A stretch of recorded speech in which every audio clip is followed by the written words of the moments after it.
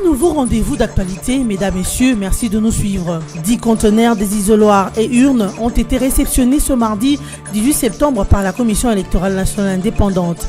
Ils constituent un premier lot attendu avant les élections du 23 décembre.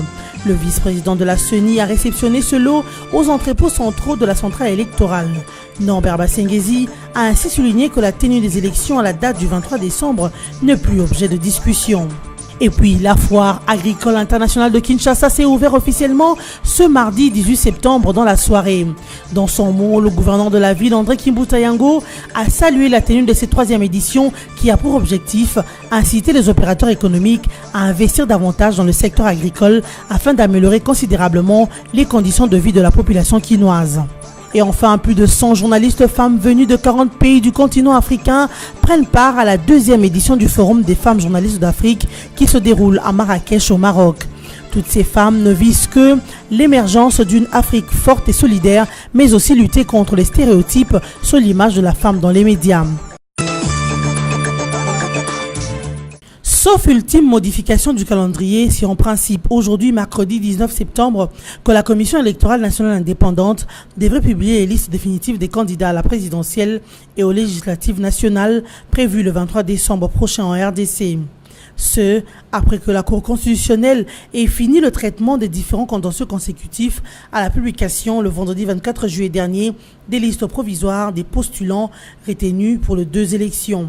En ce qui concerne la présidentielle, l'opinion estime que les dés ont déjà été jetés à la suite de 2 arrêts de la Haute Cour rendus le lundi 3 septembre courant sur les requêtes des 4 candidats présidents de la République parmi les 6 recalés par la CENI. Depuis le lundi 3 septembre, jour de la rentrée scolaire 2018-2019 en RD Congo, l'opinion sait que 3 grandes figures de l'opposition ont vu leur candidature rejetée, à savoir Adolphe Mozitou, Jean-Pierre Bemba et Antoine Gizenga. Le verdict de la Haute Cour étant inattaquable, le sort de ces 3 opposants qui ambitionnaient la magistrature suprême en RD Congo a été scellé depuis le premier lundi du mois de septembre. Arithmétiquement, seuls 22 candidats sont restés en lice. Parmi eux, Emmanuel Ramazani Chadari, candidat unique du Front commun pour le Congo FCC, la nouvelle plateforme électorale initiée il y a peu par le chef de l'État sortant Joseph Kabila. Côté opposition, plusieurs candidats concurrents sont encore en ordre utile de bataille. Bien sûr, en attendant la dernière manœuvre devant aboutir à une désignation consensuelle du candidat unique ou commun, c'est selon de cette même opposition. Peu importe l'ordre, on citerait Félix-Antoine Tshilombo Tshisekedi et Vital Kamerhe. Du côté de la législature nationale, à la lumière des listes provisoires publiées le 24 juillet dernier, 15 222 candidatures pour 500 sièges prévus à l'Assemblée nationale avaient été traitées et retenues.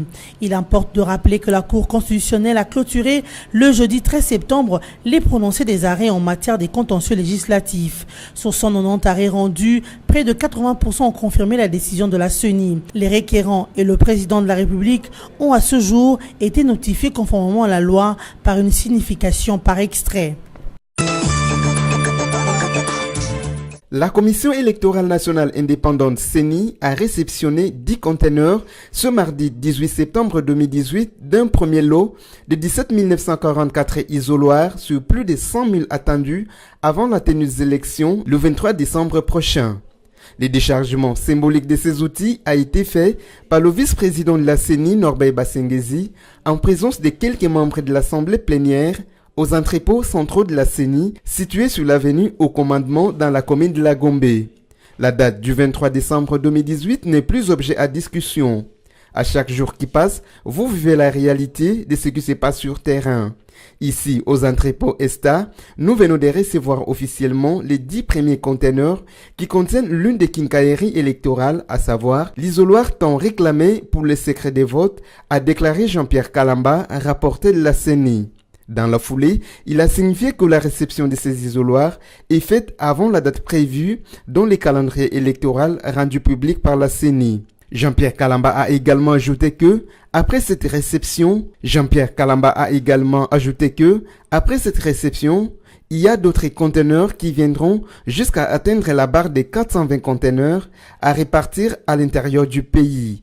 Cela signifie planification, organisation et prévention suivant les recommandations de la SADC qui veut que les matériels soient déployés bien avant au lieu d'attendre le dernier jour. Pour la centrale électorale, par la réception de ces matériels, la marche vers les élections est plus que jamais irréversible. Toutes les batteries sont déjà en marche pour la tenue des élections en décembre 2018 en RDC. Après la publication par la Commission électorale nationale indépendante de la liste provisoire des candidats à l'élection présidentielle, ce dernier, à tour de rôle, présente leur projet de société. Sami Badibanga, Félix Chilombo Tshisekedi et Seth Kikouni, pour ne citer que, ont déjà présenté leur stratégie pour diriger le pays une fois élu. Jean-Philibert Mabaya vient s'ajouter à cette liste. Il a présenté ce mardi 18 septembre son programme de gouvernance à 12 piliers, dont la restauration de la paix, la sécurité, l'unité et la cohésion nationale. Ces candidats présidentiables promettent de mobiliser entre 95 et 100 milliards de dollars américains en 5 ans, en raison de 19 à 20 milliards par an. L'impulsion de la croissance et du développement économique, notamment par la relance de l'agriculture, la pêche et l'élevage, est à compter parmi ses priorités. Jean-Philibert Mabaya estime que son projet de société permettra de faire passer la RDC d'un pays potentiellement riche à un pays réellement riche. Il faut noter que le point de rapprochement entre tout le projet de société déjà présenté par différents candidats à la course pour la magistrature suprême et le social. Tous, en effet, promettent les changements du social congolais. Le Congrès national africain ANC, parti au pouvoir en Afrique du Sud, plaide pour les élections inclusives et apaisées en République démocratique du Congo. Au terme de sa réunion mardi 18 septembre, avec une délégation de l'opposition congolaise en Afrique du Sud, le plus vieux parti au pouvoir au pays de Nelson Mandela a souhaité que la tenue des élections au pays de Joseph Kabila soit conforme au protocole de la SADC. À en croire le communiqué conjoint sanctionnant cette réunion entre l'ANC et une délégation des partis de l'opposition congolaise, il a été demandé au parti cher à l'immortel Nelson Mandela de poursuivre son rôle dans la recherche de la paix et de la stabilité en RD Congo. Se déclarant très préoccupé par la situation actuelle en RD Congo, l'ANC invite les gouvernements sud-africains à œuvrer avec Kinshasa et la SADC pour la tenue des élections conformes au protocole de cette organisation sous-régionale. On prépare à cette réunion certains ténors de l'opposition dont Moïse Katumbi et Adolphe Muzito. Ils ont à cet effet invité le parti cher à Cyril Ramaphosa à poursuivre son rôle dans la recherche de la paix et de la stabilité en RDC. Absent de la croisade sud-africaine, Félix Antoine Tshisekedi, Jean-Pierre Bemba et Vital Kamerhe s'y sont fait représenter. Il s'est ouvert depuis mardi 18 septembre à Kinshasa un atelier sur les télécommunications. Pendant 4 jours, soit du 18 au 21 septembre, le gouvernement congolais, en collaboration avec l'Union internationale des télécommunications, réfléchit sur la mise en place d'un Computer Incident Response Team national qui est tout simplement la mise en place d'une équipe nationale des réponses aux incidents informatiques. C'est l'enjeu même de ces assises qui ont pour thème la cybersécurité en RDC. En croire le ministre Emery Okundji-Ndjovu en charge de Pétentique qui a représenté le Premier ministre Bruno Tshibala à ces assises, la RDC a pris conscience de cet enjeu à caractère transfrontalier qui est la cybersécurité en ratifiant plusieurs instruments sous-régionaux, notamment la déclaration de Yaoundé en matière et les textes de lutte contre la cybercriminalité et le cybertourisme. Ainsi, ce forum devra permettre au gouvernement congolais de réunir les éléments indispensables pour la mise en œuvre de cet outil national de lutte contre toute forme de criminalité dans les cyberespaces. Il a à cette occasion confié qu'un projet de décret portant sa création est même déjà sous examen. De son côté, le bureau de l'Union internationale des télécommunications pour l'Afrique de l'Ouest a indiqué que le CIRT est un outil indispensable de lutte contre la cybercriminalité à l'échelle nationale, sous-régionale, continentale, voire mondiale, pour la coopération entre CIRT des différents pays. Le deuxième forum des femmes journalistes d'Afrique s'est ouvert ce mercredi 19 septembre 2018 à Marrakech, au Maroc. Plus de 150 journalistes venus de 40 pays du continent prennent part à ces assises. Cette rencontre de professionnels des médias qui réunit les femmes ayant pour ambition commune l'émergence d'une Afrique forte et solidaire est organisée par le groupe de presse marocain DM, dont la radio DM et le comité parité et diversité. Au sein de ces réseaux, les professionnels africains des médias veulent constituer une véritable force à même d'agir auprès des pouvoirs publics de leurs pays respectifs et une puissance médiatique considérable pour éclairer les grandes questions. Rappelons que le 8 mars 2017, près de 100 femmes journalistes des médias confondus, venues de 28 pays africains, étaient réunies à Marrakech pour un dialogue sans frontières autour des problèmes rencontrés par les femmes dans les médias du continent. Cette rencontre a donné lieu à la création du réseau Les Panafricaines et à la publication de la charte exprimant les recommandations du réseau pour répondre aux préoccupations majeures de femmes journalistes en Afrique afin de renforcer les synergies entre les femmes journalistes du continent et lutter contre la propagation des clichés et des stéréotypes sur l'image de la femme dans les médias. Depuis la tenue de la première édition du Forum de femmes journalistes d'Afrique, le réseau œuvre à travers plusieurs actions pour valoriser le rôle des femmes dans le développement de sociétés africaines égalitaires et modernes. La 3e édition de la Foire agricole internationale a été déclarée ouverte hier, mardi 18 septembre 2018, dans l'enceinte de l'Académie des Beaux-Arts par le mot d'ordre du gouverneur de la ville-province de Kinshasa, André Kimbuta Yango. Nourrir la population et exporter, c'est le thème choisi en cette 3e édition en vue de panouir le secteur agricole et d'améliorer considérablement les conditions de vie de la population quinoise. Le premier citoyen de Kinshasa a exhorté à la création des entreprises de population alimentaire afin d'asseoir véritablement le label Made in Congo. La création de chaînes de valeur et des entreprises de transformation et de fabrication de produits alimentaires permettra d'asseoir véritablement le label Made in Congo. Le secteur agricole pourra ainsi jouer pleinement son rôle de moteur de croissance inclusive et durable de l'économie congolaise. Ces forums a pour objectif d'inciter les opérateurs économiques à investir davantage le secteur agricole. On prit part à l'ouverture de cette foire le ministre Henri Movasakani, Chantal Safou, Bienvenue Lyota, Justin Bitakwira et Magloire Kabemba. Ainsi, pour booster l'épanouissement de l'agriculture, le ministère provincial de l'agriculture et le gouvernement central ont promis leur soutien. Cependant, l'utilisation de la terre congolaise permettrait au secteur agricole d'être un maillon important de l'économie nationale. André Kimbuta a prolongé la durée de cette activité qui ne va plus se clôturer le 23 septembre 2018. La clôture de la 3e édition de la foire agricole est maintenant prévue pour le dimanche 30 septembre 2018. L'insécurité fait encore parler d'elle à Bunia, dans la province de l'Ituri. Le chef du secteur de Walendu Tachi a livré à la presse que les hommes lourdement armés avaient attaqué un campement des forces armées de la RDC à Giro, localité située à 70 km au nord de Bunia. Mais le porte-parole des forces armées de la RDC en Ituri vient en contradiction et parle plutôt d'une offensive contre les assaillants armés. C'est plutôt les forces loyalistes qui ont lancé une offensive contre plusieurs positions d'assaillants, a indiqué le lieutenant Jules Longongo. Le bilan de cette offensive fait état de 5 rebelles tués, 1 capturé et 4 armes AK-47 récupérées par le FARDC.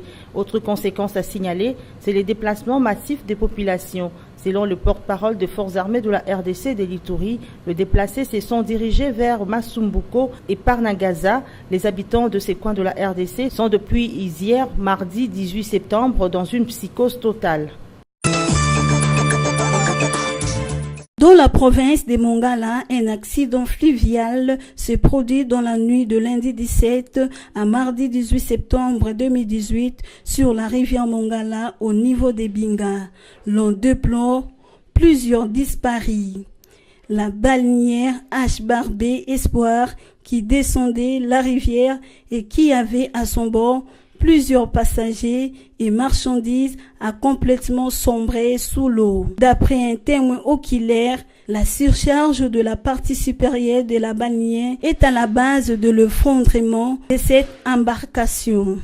Pour l'instant, les secours se poursuivent mais timidement. Les députés élus de Mongala, Léon Mondole, demandent un secours d'urgence des autorités gouvernementales et des humanitaires. Au Zimbabwe, le député de l'opposition ont boycotté hier mardi 18 septembre le premier discours sur l'état de la nation prononcé par le président élu Emmerson Mnangagwa. Son élection à la tête du pays continue à être contestée par l'opposition zimbabwéenne. Nelson Chamisa, son principal adversaire, dénonce depuis ce qu'il a appelé des fraudes et des irrégularités lors du scrutin. La justice a rejeté son recours en annulation, mais il continue à se considérer comme vainqueur du scrutin présidentiel. Officiellement, c'est le président Mnangagwa qui a été déclaré élu dès le premier tour de la présidentielle avec 50,8% de suffrages exprimés. Lors de son discours devant le Parlement, le président zimbabwéen s'est engagé à prendre des mesures pour encourager les investissements étrangers et assurer la croissance graduelle de tous les secteurs de l'économie. En outre, Emmerson Mnangagwa a promis d'éradiquer le choléra qui a fait plus de 30 morts dans le pays depuis début septembre 2018. Mesdames, Messieurs, voici à présent le rappel de principaux titres de ce journal.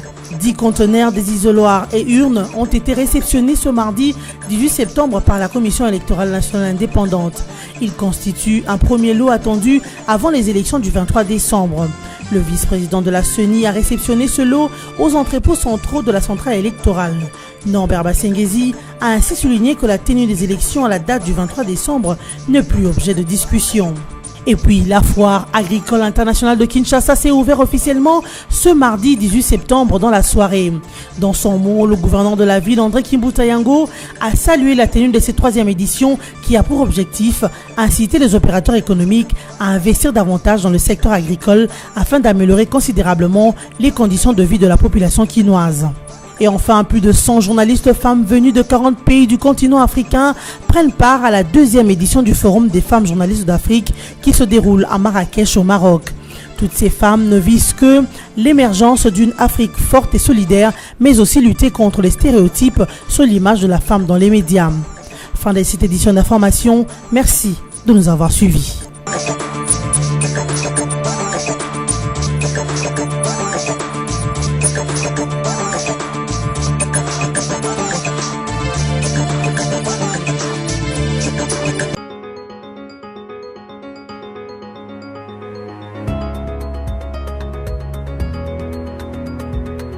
Mesdames, Messieurs, bienvenue à la revue de presse de ce mercredi 19 septembre 2018, sélectionné résumé pour vous sur BC TV.